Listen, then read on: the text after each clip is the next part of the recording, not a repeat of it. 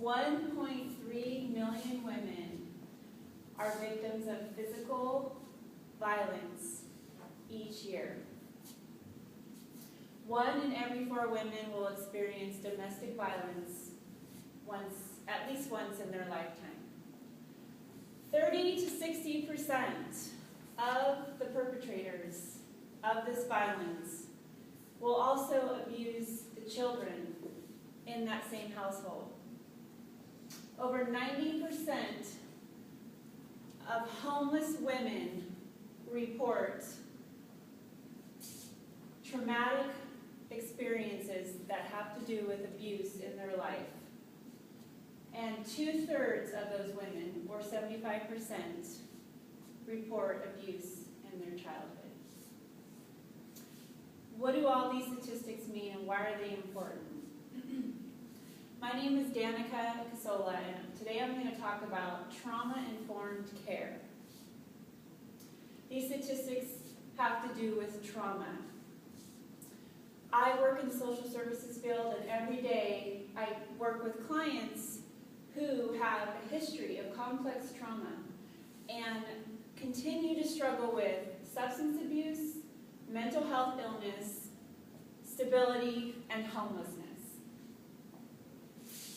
I'm sure you've seen Cops, I'm sure you've seen Judge Judy, I'm sure you've watched reality television, and you've seen some of these individuals and asked yourself, what in the heck is wrong with that person? Why are they acting that way? Today I'm going to explain trauma-informed care and how it applies to exactly what I'm talking about. First, I'm going to talk about what is trauma. Next, I'm going to talk about how trauma affects a person, and then I'm going to talk about trauma-informed care. So let's talk about trauma and its definition. Trauma can be a single event, or it can be many events over time. An example of a single event would be a car accident. An example of many events over time might be someone who goes to war. Another example or a definition of trauma that we don't hear about in our society, which is more prevalent in our society, is interpersonal violence. An example of that would be a single event would be rape, and an example of many events, which we also call complex trauma, would be being molested by a family member or a church member, or physical and verbal abuse from a parent. Usually complex trauma is with somebody that you trust or an authority figure. Now that you have an idea of what trauma is dehumanizing, and it causes mental health issues, substance abuse issues, and dramatically affects a person's psychological makeup, according to National Center for Trauma-Informed Care 2012. Now I'm going to talk about the impact of trauma.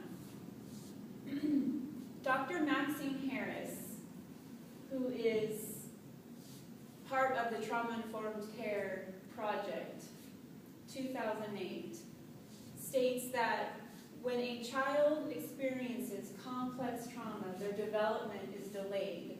And it's delayed in the area where you actually learn the coping skills necessary for adult coping. If you look at this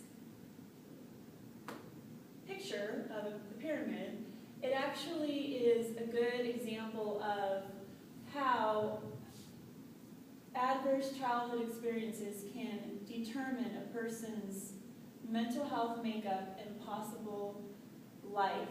On the very top it says early death, and that can be associated with many of the other factors caused by the trauma in childhood.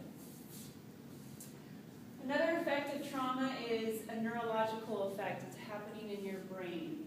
And Dr. Vanderkolk, who is one of the most prominent figures in trauma trauma-informed care and the study of trauma on the brain. He states that your brain does not differentiate between which kind of trauma it's receiving and that it reacts the same way across the board. So whether it's your house burning down or your parents beating you, your brain is going to react the same way. It receives a chemical and basically releases a stress hormone. That stress hormone causes a physical reaction in your body, and what that physical reaction is fear, anxiety, and disassociation. People with complex trauma, their brain will automatically react to all stressors that same way, and that is the flight or fight syndrome, and you've heard of it.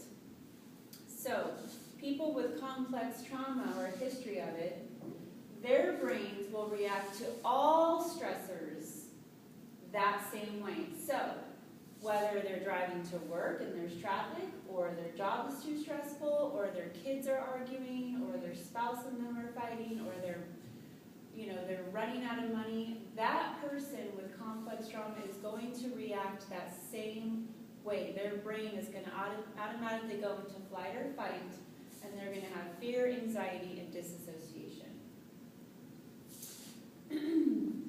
So I'm going to actually show some of the behaviors that you might see or associate with people with complex trauma.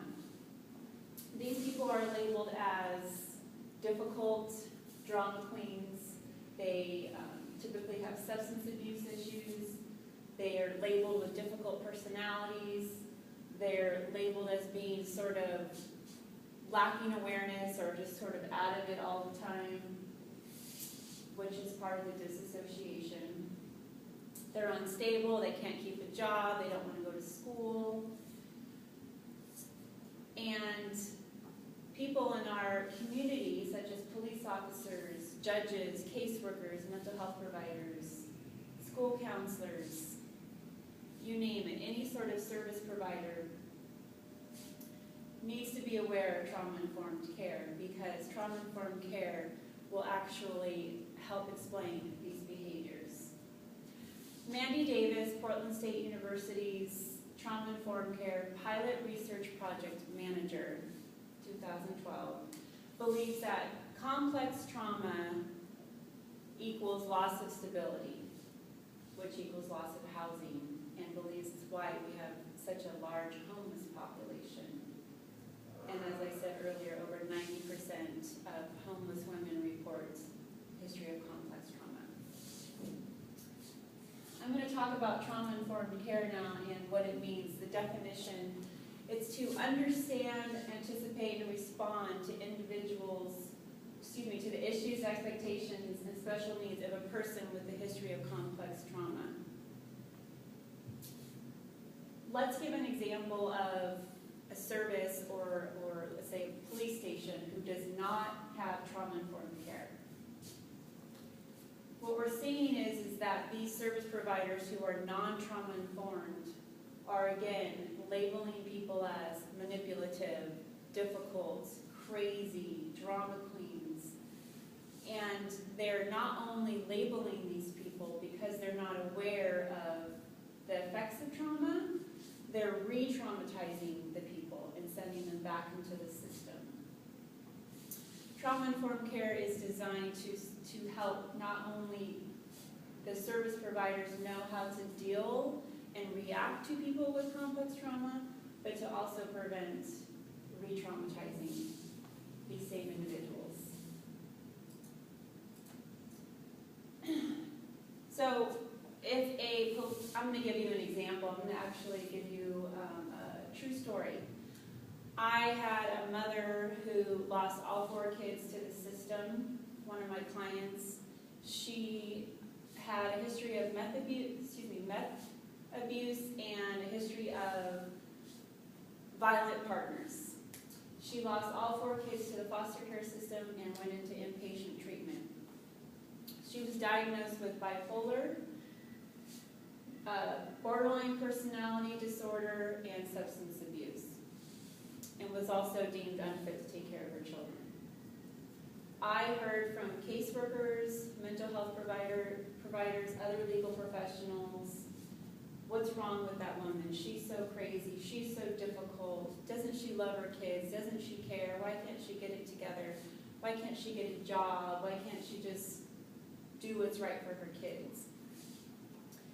What these individuals did not know is this same woman was tied to the toilet as a child, most of her childhood, and forced to have sex with her mother's boyfriends.